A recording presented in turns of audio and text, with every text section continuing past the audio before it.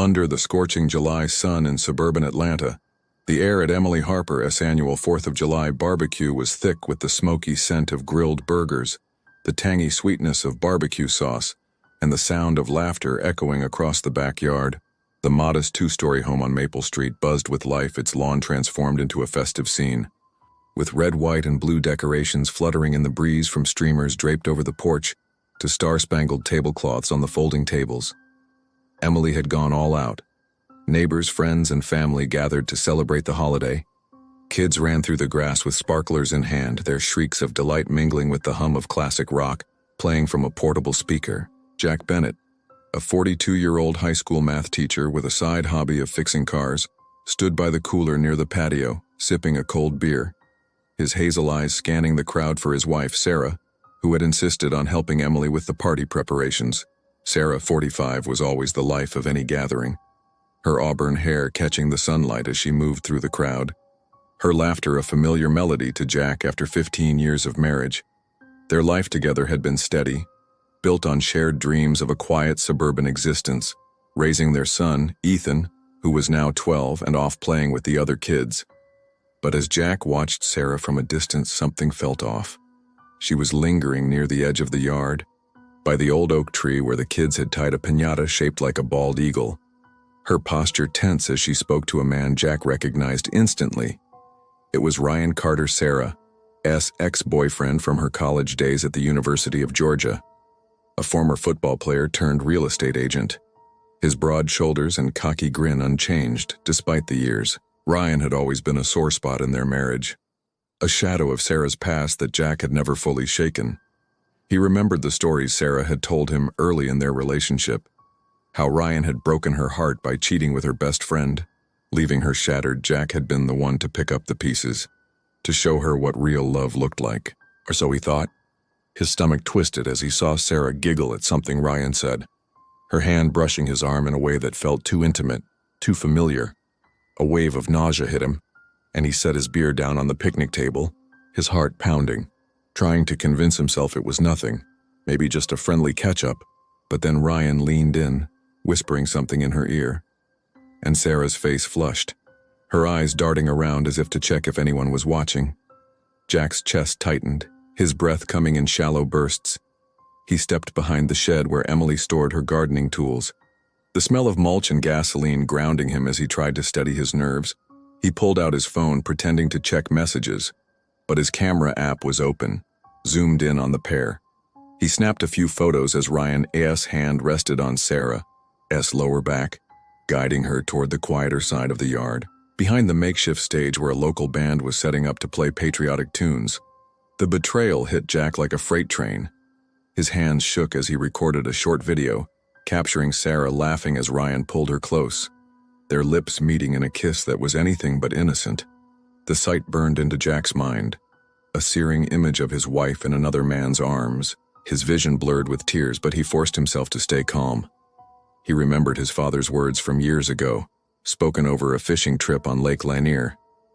A man who respects himself doesn't tolerate betrayal. Jack, walk away with your dignity, don't let anyone make a fool of you. The barbecue continued around him. Oblivious to his crumbling world, Emily called out from the patio for Sarah to help with the dessert table. Her voice cheerful and unaware, Sarah pulled away from Ryan, smoothing her sundress as if nothing had happened, her smile returning as she rejoined the party. Jack pocketed his phone, his jaw tight, his knuckles white as he clenched his fists. He wouldn't make a scene. Not here, not in front of Emily's kids and the neighbors who had known them for years. But he knew his marriage was over. He slipped through the crowd, nodding politely to a few familiar faces, his legs moving on autopilot as he headed for his truck parked down the street, his mind racing with what to do next. Sarah's betrayal was a knife in his heart, a jagged wound that bled with every step. But Jack wasn't the type to let pain define him. He'd make sure she faced the consequences, quietly, methodically, and in a way she'd never forget. The fireworks began to light up the sky above Atlanta, their booms echoing Jack's resolve as he climbed into his truck. He drove off into the night, leaving the celebration behind, the laughter and music fading into the distance. But the real explosion was yet to come, one that would shatter Sarah's world as thoroughly as she shattered his. The stars above, twinkled indifferent to the storm brewing in Jack's heart, a storm that would change everything for him, for Sarah, and for the life they had built together, a life that now lay in ruins at the edge of Emily's festive backyard. The tension in the Bennett household on Maple Street had been simmering for days, a quiet storm brewing beneath the surface of their seemingly perfect suburban life. It was the week before the 4th of July barbecue, and Jack Bennett, a 42-year-old high school math teacher with a passion for restoring old cars, sat at the kitchen table, his laptop open to an email from the school district superintendent, the glow of the screen casting shadows across his tired face. His hazel eyes narrowed as he read the message again. A mandatory training seminar in Denver had been scheduled for the following Monday, a last-minute decision due to new state education mandates. Jack had been looking forward to the holiday weekend, a rare chance to unwind with Sarah, his wife of 15 years, and their 12-year-old son Ethan, who was upstairs playing video games, but this seminar threatened to derail those plans. He rubbed his temples, the weight of responsibility pressing down. Teaching was his calling, but the endless administrative demands often left him stretched thin. He glanced at the clock, 6:30 p.m., and heard Sarah's footsteps approaching. Her auburn hair was pulled back in a messy bun, her apron dusted with flour from baking cookies for the barbecue. She was 45. A part-time librarian with a warm smile that could light up a room, but today her green eyes flashed with irritation as she leaned against the counter. "Jack, you're not seriously thinking of going to that seminar, are you?" she asked, her voice tight. Jack sighed, closing his laptop. "I don't have a choice, Sarah. It's mandatory. They're rolling out new curriculum standards, and I need to be there to keep my certification," he explained, his tone measured, trying to keep the peace. Sarah crossed her arms, her lips pressing into a thin line. "This barbecue is a big deal for Emily, and I'm the one who's been planning it with her for months. You know how important it is. She's my sister, and after everything with her divorce, she needs this. I can't show up alone, Jack. It'll look like I'm not supported." Her voice rose, a mix of frustration and guilt. Jack leaned back in his chair, running a hand through his dark hair. "I get it, I do. But this isn't just about us, it's my job. Hundreds of students depend on me staying qualified. The district's been clear. If I miss this, I could lose my position. And we can't afford that. Not with Ethan's braces coming up and the car repairs I've been putting off," he said, his voice firm but laced with worry. Sarah's eyes narrowed, her hands gripping the edge of the counter. "So you're choosing your job over me? Over our family? I've been busting my butt to make this work and now you're bailing at the last minute? Do you know how humiliating it'll be if I'm there without you? Everyone will ask where my husband is and I'll have to explain," she snapped, her words cutting deep. Jack stood, his chair scraping against the tile floor. "It's not about choosing, Sarah. It's about survival. This seminar pays overtime and that money could cover Ethan's dental bills, plus a little extra for the vacation we've been talking about. I'm not bailing. I'm doing what I have to," he countered, his frustration bubbling over. The room fell silent, the hum of the refrigerator the only sound as they stared at each other. Sarah's face softened for a moment, then hardened again. "You always have an excuse, Jack, always some noble reason to put work first. What about me? What about us? I need you there, not some paycheck," she said, her voice trembling with emotion.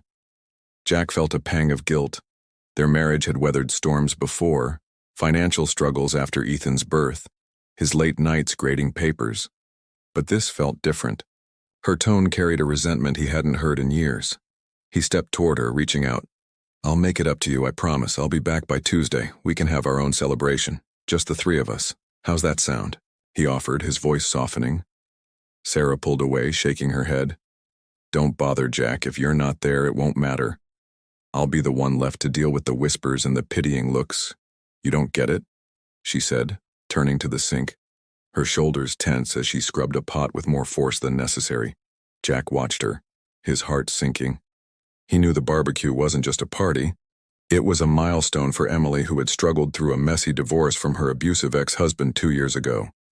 Sarah had been her rock, organizing every detail from the guest list to the menu, and now Jack's absence threatened to cast a shadow over it. He thought of Emily's tearful calls, how she'd confided in him about her ex's control, how this barbecue was her way of reclaiming her life, and he felt torn. But the school district's deadline loomed, unyielding. He grabbed his phone, scrolling through emails for an alternative. Maybe a colleague could cover. But the list was short, and no one was available. The financial pressure was real. Ethan's braces would cost thousands, and the old Chevy in the garage needed a new transmission. Jack's side gig fixing cars barely covered groceries. He needed this overtime. He looked at Sarah again, her back to him, and felt a distance growing. "I'm sorry, Sarah, I'll call you every day. I'll check in with Ethan, but I have to go," he said, his voice heavy. Sarah didn't turn, her silence louder than words. Upstairs, Ethan's laughter through the game console faded, and Jack felt the weight of his decision. The barbecue would go on without him, and with it, a rift he feared might not heal.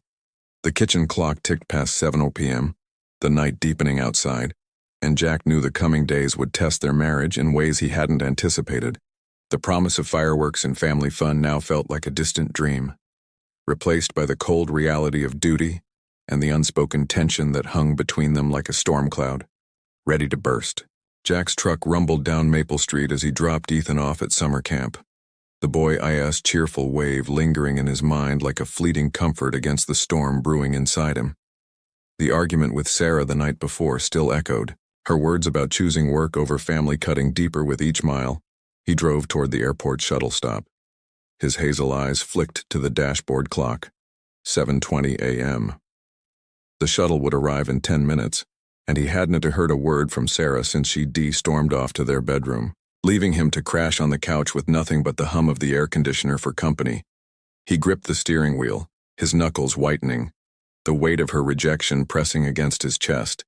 He'd hoped she'd soften by morning, maybe leave a note or at least meet his eyes. But the silence from the house as he'd packed his duffel bag told him otherwise. His phone sat silent on the passenger seat. No texts, no calls, just a blank screen mocking his attempts to mend things. He pulled into the shuttle stop, the morning air thick with humidity. A few other travelers milled about, their chatter a dull buzz against his racing thoughts. He checked his phone again, tempted to call but hesitated, her cold "don't bother" still ringing in his ears. Instead, he sent a quick text. "At the stop, leaving soon. Love you. Call me." His thumb hovered over send, then pressed it. The whoosh of the message sent a small relief, but it vanished when no reply came. The shuttle pulled up, its brakes hissing, and Jack boarded, sinking into a worn seat near the window. The driver's radio crackled with a news report about holiday traffic. But Jack's mind was elsewhere, replaying Sarah's anger, her insistence that he was abandoning her for the barbecue. He understood its importance. Emily, her sister, had poured her heart into it after her divorce, a chance to reclaim her joy, and Sarah had been her anchor, staying up late with spreadsheets and recipes. But Jack's job as a math teacher demanded this Denver seminar, the overtime pay a lifeline for Ethan's braces and the Chevy's repairs. He'd tried to explain, but Sarah's resentment had built a wall he couldn't breach. The shuttle jolted forward, and Jack leaned his head against the cool glass, watching Atlanta's suburban sprawl fade into the distance. At the airport, he moved through security on autopilot, his mind numb. He dialed Sarah's number as he waited at the gate, the ringtone stretching into an eternity before her voicemail picked up. Her voice, cheerful, a relic of happier times, stung. "Hey, this is Sarah. Leave a message. I'll get back to you." He swallowed hard, leaving a shaky, "It's Jack. I'm at the gate. I'm sorry. I love you. Please call." Then pocketed the phone, his hands trembling. He sat among strangers, their laughter and excited chatter a cruel contrast to his isolation. He pulled up a photo of their last barbecue, Sarah laughing with Ethan, her arms around him. The memory twisted the knife in his gut. He'd always been the steady one, fixing things, cars, finances, their marriage. But now he felt powerless. The boarding call snapped him back and he shuffled onto the plane, his seat by the window offering a view of the tarmac, the engine's roar drowning his thoughts. He sent another text mid-flight. "Boarding, will call when I land, miss you." But the lack of response gnawed at him. Landing in Denver at 1 p.m., the Rocky Mountains loomed majestic outside, but Jack felt only a hollow ache. He tried calling again, voicemail again. "Landed at the hotel soon, please talk to me." His voice cracked. The silence on the other end, a wall he couldn't climb. Checking into the sterile hotel room, he dropped his bag, staring at the cityscape. The barbecue was tomorrow, and Sarah would be there, smiling for Emily's guests, hiding the rift. He pictured her moving through the crowd, her laughter masking the coldness she'd shown him. The guilt hit hard.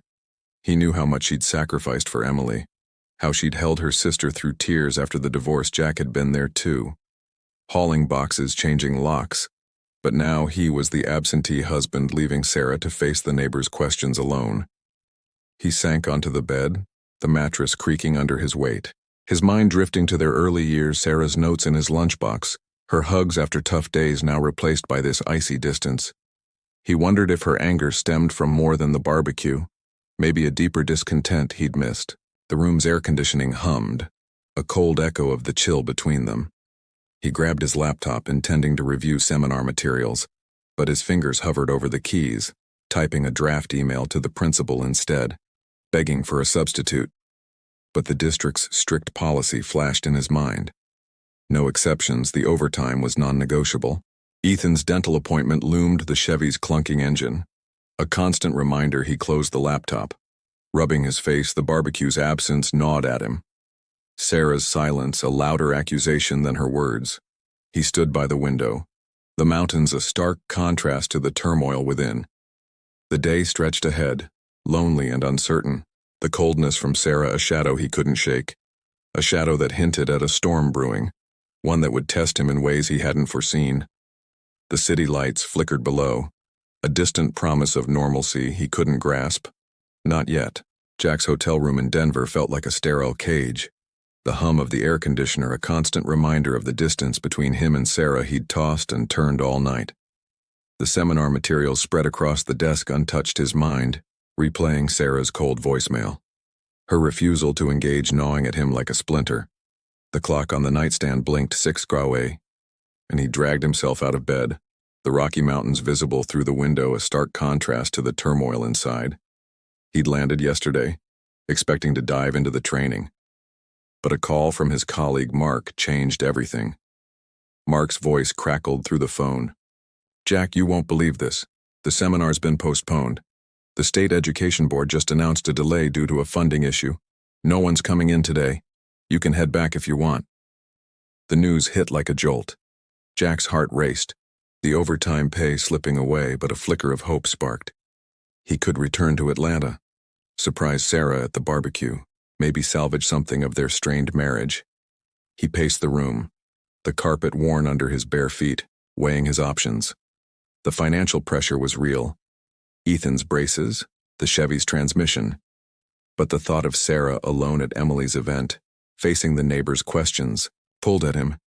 He remembered her tearful pleas about Emily's divorce, how this barbecue was her sister's lifeline, and guilt twisted his stomach.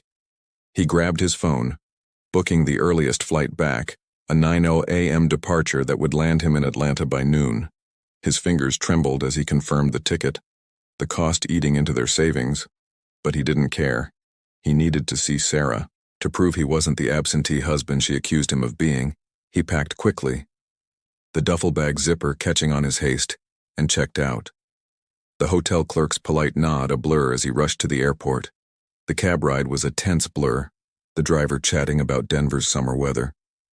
But Jack barely heard, his mind fixed on Sarah's face, her laugh at last year's barbecue, the way she'd leaned into him by the fire pit, those memories fueling his resolve. At the gate, he sent a text to Mark. "Heading back, keep me posted on the reschedule." Then tried Sarah again, voicemail again. "I'm coming home, landed noon, meet me at Emily's," he said, his voice tight with hope. The flight was a restless haze, the engine's drone a backdrop to his swirling thoughts. He pictured Sarah at the barbecue, her auburn hair catching the sun, maybe softening when she saw him, or maybe her coldness would deepen. He clenched his fists, the armrest creaking under his grip. Landing in Atlanta, the heat hit him like a wall, and he rented a car, the GPS guiding him toward Emily's house, the suburban streets familiar yet foreign with his new perspective. He rehearsed what he'd say. "Sorry, I'm here, let's fix this." But the knot in his stomach tightened. What if she rejected him again? The barbecue was in full swing when he arrived, the yard alive with music. The sizzle of burgers and the chatter of dozens of guests' kids darted around with water guns, their laughter a painful reminder of Ethan's absence. Jack parked a block away, his heart pounding as he approached on foot. The oak tree with the piñata loomed ahead, and there was Sarah standing too close to Ryan, her ex, their heads bent together. Jack froze, the photos from the 4th of July flashing in his mind. But this was different, more deliberate. Ryan's hand on her waist, her smile too bright, too intimate. A surge of anger and hurt flooded him, but he stayed hidden behind a neighbor's hedge, pulling out his phone, zooming in. He recorded them, the video shaky as his hands trembled, Sarah laughing as Ryan whispered something, then leaning in for a kiss. The sight shattered Jack's hope. His breath hitched, the barbecue's festive noise a cruel backdrop to his breaking heart. He wanted to storm over, to confront them, but his father's voice echoed, "Walk away with dignity." He stepped back, the gravel crunching under his shoes, his mind racing. He wouldn't ruin Emily's day, but he wouldn't let this slide. He drove to a nearby diner, the neon sign flickering, and sat in a booth. The waitress's cheerful greeting a stark contrast to his mood. He ordered coffee, black, and stared at the footage, the betrayal looping on the screen. His marriage was over, but he'd make Sarah regret it, not with a scene, but with a plan. The diner's jukebox played an old country tune, the lyrics about lost love mirroring his pain. He texted Ethan, "Hey bud, Dad's back. Staying with Uncle Mark tonight, love you." Then called Mark, explaining the situation. Mark's shocked silence a comfort. "Crash here, man, we'll figure it out," he said. Jack nodded to himself, the coffee bitter on his tongue. The barbecue continued blocks away, Sarah oblivious to his presence, her laughter with Ryan a knife in his soul. He'd return home tomorrow, move out, and let her face the consequences. The diner's clock ticked past 2 p.m., the day stretching ahead with a new resolve, a quiet fury building, ready to reshape his life and hers. The summer heat pressed against the windows, a silent witness to the storm brewing within. The diner's neon sign buzzed faintly outside the window as Jack sat hunched over his coffee, the bitter taste a stark match for the rage simmering in his chest. The video of Sarah and Ryan looped on his phone, each frame a dagger. Her laugh, his hand on her waist, the kiss that shattered 15 years of trust. The clatter of plates from the kitchen and the jukebox's twangy country tune about heartbreak faded into a dull roar. His mind raced, torn between storming back to Emily's barbecue and confronting them, or walking away with the dignity his father had drilled into him. He clenched his jaw, the sting of betrayal fueling a quiet fury. He'd flown back to surprise Sarah to mend their rift, and instead found her in Ryan's arms. The irony burned. He thought of Ethan, his innocent grin at camp, unaware his family was crumbling, and the weight of it all pressed him deeper into the booth's cracked vinyl seat. The waitress refilled his cup, her cheerful, "More coffee, hun?" A jarring intrusion. He nodded absently, his eyes fixed on the screen. He zoomed in on Sarah's face, searching for a sign of regret, but her smile was genuine, untroubled, as if she'd shed their marriage like an old coat. He remembered their vows, the rainy day in a small chapel, Sarah's tears of joy, the way she'd clung to him during Ethan's colic nights. Those memories clashed with the video, a collision that left him hollow. He typed a message, his fingers shaking. "Saw you with Ryan, meeting canceled. I'm back, but I'm done, enjoy your day." He hit send, the whoosher release, then waited, the diner's clock ticking past 2:30 p.m. His phone lit up with her reply. "Tony, wait. It's not what you think. Please come back. I love you." The words mocked him, her sudden plea after hours of silence, a desperate grab at control. He snorted the sound. "Bitter love?" After that, he typed back, "Too late, Sarah. I saw enough. I'm staying with Mark. Don't call." And silenced his phone. The barrage of texts began. "Please, excuses. It was a mistake. I was drunk. Let me explain." But he ignored them, his resolve hardening. He paid the bill, leaving a crumpled dollar on the table, and stepped into the humid afternoon. The diner's door chiming behind him, he drove to Mark's place, a modest ranch house a few miles away, the radio off, the silence amplifying his thoughts. Mark met him at the door, his brow furrowed. "Man, what happened?" he asked, and Jack spilled it all. The flight back, the betrayal, the video. Mark's jaw dropped. "That's rough. Crash here as long as you need," he said, leading Jack to the spare room. The bed unmade, a stark contrast to the home he'd left. He dropped his bag, the zipper's rasp echoing, and sank onto the mattress, staring at the ceiling, the fan's slow spin a hypnotic distraction. He thought of confronting Sarah, of dragging her from the barbecue. But the image of her with Ryan stopped him. He wouldn't give her the satisfaction of a public fight. Instead, he'd leave quietly, let her face the fallout. He called Ethan next, his voice steady. "Hey, bud. Dad's with Uncle Mark tonight. I'll see you tomorrow. Love you." Ethan's confused. "Okay, Dad," tugged at his heart, but he hung up. The boy didn't need to know yet. He texted his lawyer friend, Dave. "Need divorce papers. Caught Sarah cheating. Details to follow." Dave's quick. "On it." A lifeline. Jack paced Mark's living room, the carpet worn from years of footsteps, the TV muted on a baseball game. He pulled up the video again, watching it through tears, the betrayal looping, each kiss a fresh wound. He wondered how long this had been brewing. Had Sarah's coldness been a clue? The late nights with Emily's plans, the distance after their fight. It all clicked into a painful pattern. Outside, the summer heat pressed against the windows, the neighborhood quiet except for a distant mower. He grabbed a beer from Mark's fridge, the cold bottle a small comfort, and sat on the porch, the wooden steps creaking. He scrolled through old photos. Sarah and Ethan at the lake, her hand in his at a school play. Each one a stab, but also a reminder of his worth. He wouldn't beg, wouldn't grovel. His father's voice echoed again. "Respect yourself." And he clung to it. The barbecue would end. Sarah would come home to an empty house, her texts unanswered, her excuses hollow.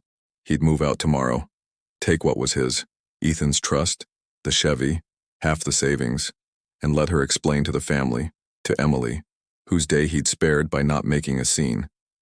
The beer grew warm in his hand, the sky darkening with the promise of a storm, his plan forming. Divorce, a new start, a life where he wasn't a fool. The porch light flickered, casting shadows, and Jack sat, the weight of his decision settling, a quiet resolve to reclaim his dignity. The night stretched ahead, heavy with the echoes of a marriage lost, and the first drops of rain tapped the roof, a fitting soundtrack to his unraveling world. Rain pattered steadily on the roof of Mark's porch, the storm rolling in as Jack sat with his untouched beer, the bottle sweating in his hand. The Atlanta night wrapped him in a humid embrace, but it offered no comfort. His phone buzzed relentlessly on the wooden step beside him, Sarah's texts piling up, dozens of apologies, pleas, explanations, but he couldn't bring himself to read them. Each notification a fresh jab at his raw heart. He'd silenced her calls after the first 5, her voice on voicemail a mix of desperation and defiance. "Jack, please, I'm so sorry, it meant nothing. Come home." But the words rang hollow after what he'd seen. The video of her with Ryan still burned in his mind, a betrayal he couldn't unsee. Mark stepped out, a beer of his own in hand, his expression heavy with concern. "You okay, man?" "She's blowing up your phone," he said, sitting beside him. Jack shook his head, the weight of the day pressing down. "Not even close. I can't talk to her. Not yet," he muttered, his voice rough. Mark nodded, taking a sip. "I get it. When my ex cheated, I didn't speak to her for months. You need space," he said, his tone steady, a reminder of the brotherhood they'd built over years of teaching together. The rain intensified, drumming a rhythm on the awning, and Jack's phone lit up with a new message, this time from Emily, Sarah's sister. "Jack, what's going on?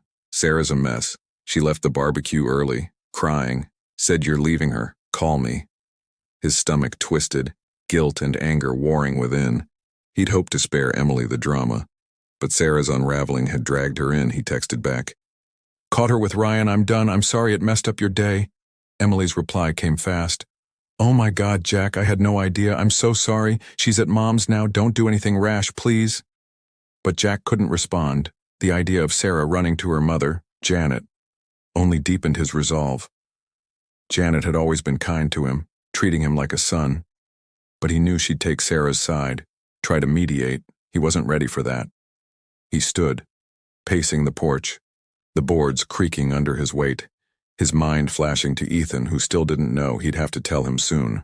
But the thought of breaking his son's world made his chest ache. Mark watched him. "You gotta tell the family, man. They'll hear it from her otherwise. Better they know your side," he advised. Jack nodded, dialing Janet, Sarah's mom. The line rang twice before her soft voice answered. "Jack? Honey, what's happening?" "Sarah's here. She's a wreck." Her concern pierced him, but he steeled himself. "Janet, I caught Sarah with Ryan at the barbecue. I saw them kissing. I'm filing for divorce. I'm sorry, but I can't stay." His voice cracked. Janet gasped. "Oh, Jack, no, that can't be. She loves you." She's sobbing, saying it was a mistake. But Jack cut in. "I have video, Janet. It's not a mistake. It's a choice. I need to go." He hung up, his hands shaking, the rain now a downpour, soaking the edges of the porch. He called Emily next, her voice frantic. "Jack, Mom told me. I can't believe this. I'm so sorry. What can I do?" she asked, her loyalty torn. Jack sighed. "Just take care of Ethan when he's back from camp. I'll talk to him tomorrow. I need time." Emily's voice softened. "Of course, Jack. We love you. I'm here." Her support a small balm, but the pain lingered. He sat back down, the storm's roar matching the chaos inside. His phone buzzed again. Sarah's friends, neighbors, mutual colleagues. Word had spread like wildfire. Texts ranged from shock, "Jack, is it true?" to support, "I'm so sorry, you don't deserve this." But one from Sarah's best friend, Lisa, stung. "Jack, Sarah's devastated. She said it was a drunken mistake. Give her a chance." He scoffed. A drunken mistake didn't explain the intimacy he'd seen the ease between her and Ryan. He replied, "I saw what I saw, Lisa. I'm out," and turned off notifications. The rain blurred the streetlights, a fitting veil for his blurred future.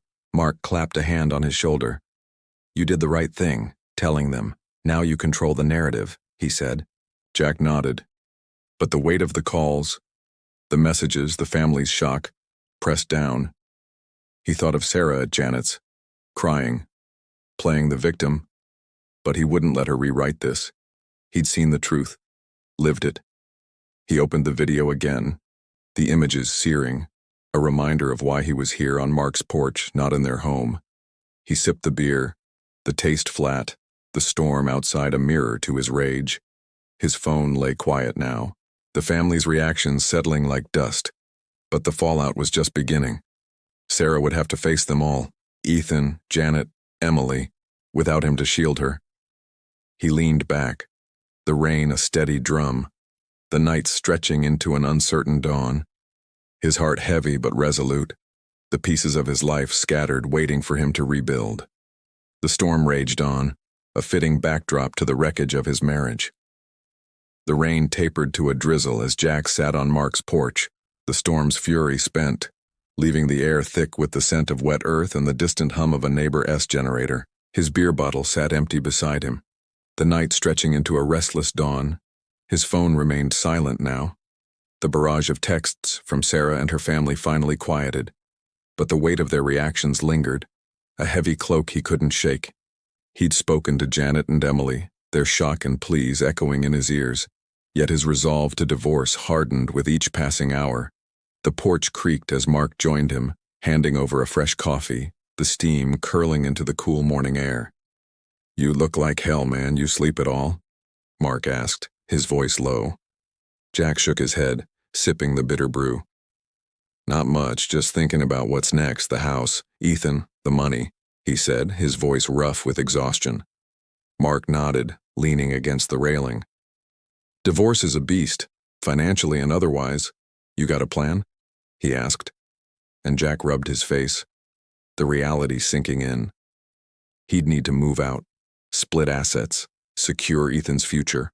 The house on Maple Street, their modest 3-bedroom with its creaky stairs and cozy den, held years of memories. Ethan's first steps, Sarah's laughter by the fireplace, but now it felt like a battleground.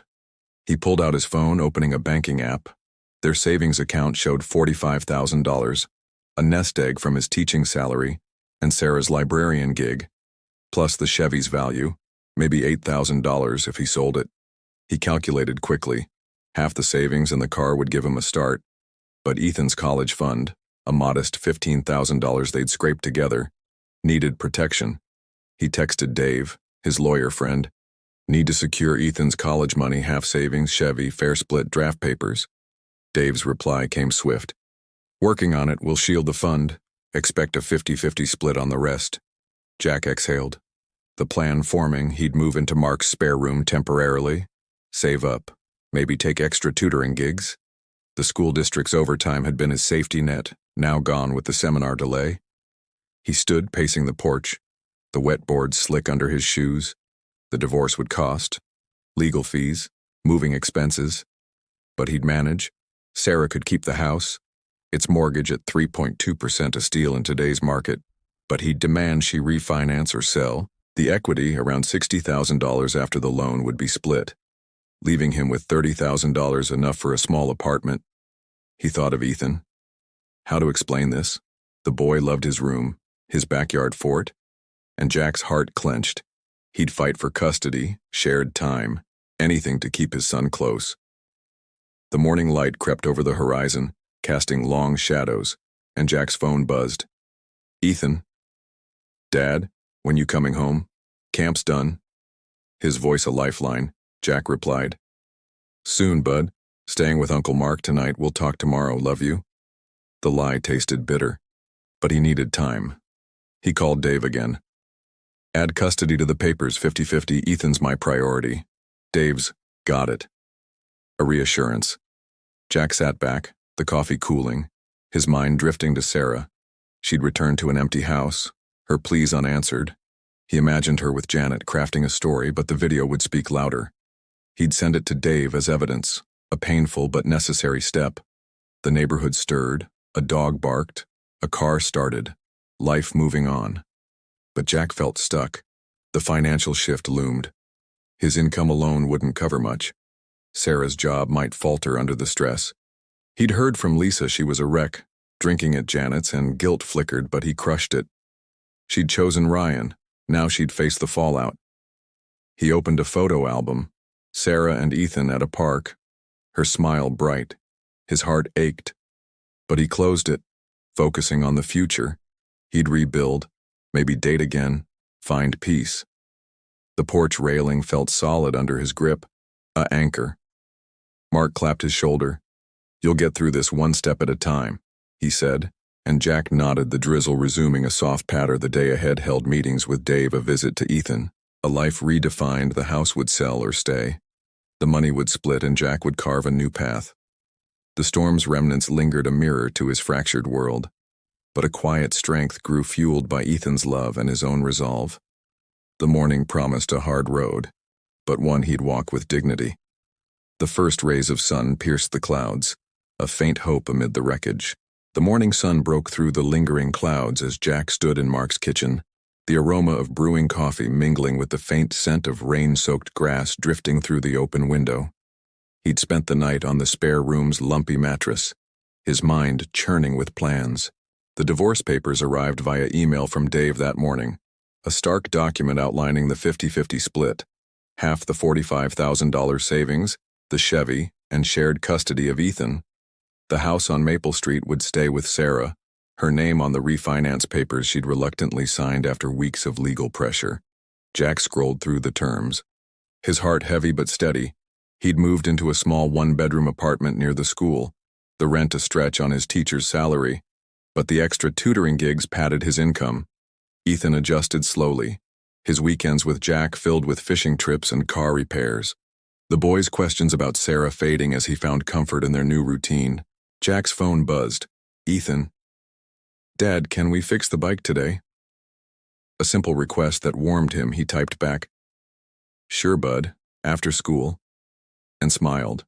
The pain of the betrayal still lingered, but Ethan's resilience gave him strength. Weeks turned to months, and Jack threw himself into work, his students noticing a quieter intensity. He met Cheryl at a parent-teacher conference, a single mom with a sharp wit and kind eyes, her son in his algebra class. Their conversations grew from awkward small talk to late-night calls. She understood loss, her own divorce a year prior, and their bond deepened over shared dinners and Ethan's laughter. One evening, Cheryl cooked lasagna, her kitchen warm with garlic and cheese, and Jack felt a flicker of hope. Ethan liked her, calling her Miss Cheryl with a grin, but the past wasn't forgotten. Sarah's texts had stopped, replaced by occasional updates through Emily. She's with Ryan now, struggling, lost her job. The words carried a mix of pity and justice. Jack didn't gloat. The video evidence had held up in court. The divorce finalized, and Sarah moved into a cramped rental with Ryan.